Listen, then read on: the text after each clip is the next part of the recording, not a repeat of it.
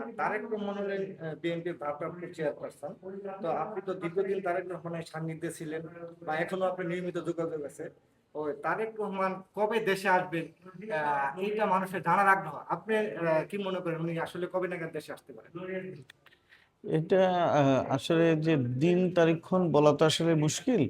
এটা তো এটা হচ্ছে যে আহ, আপনি জানেন যে যে উনার রক্তের ভিতরে হচ্ছে যে শহীদ রাষ্ট্রপতি জিয়াউর রহমান এবং বিএনপির চেয়ারপারসন দেশনেত্রী বেগম খালেদা জিয়ার রক্ত।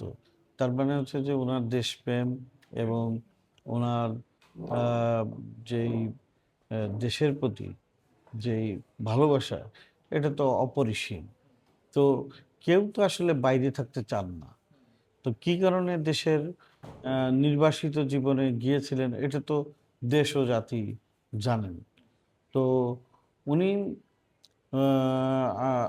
মানে উনি যে কোনো মুহূর্তে যে কোনো সময় উনি চলে আসবেন বলে আমরা যতটুকু মানে জানি যে উনি চলে আসবেন।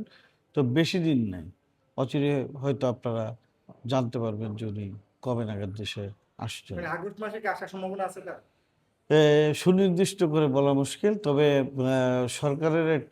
সরকারের মানে যে কর্মকাণ্ড বা আগামী দিনের নির্বাচনকে সামনে রেখে রেখে কোন পরিস্থিতির দিকে যায় সবকিছু উনি পর্যবেক্ষণ করছেন, এবং সময় সুযোগ মতো উনি অচিরেই দেশে চলে আসবেন বলে আসলে কুয়াশা আসলে কেটে যাবে। আমার মনে হয় যে 1 মাস, আগামী মাসের ভিতরে হয়তো আমরা জানতে পারবো যে উনি কবে নাগাদ দেশে ফিরবেন।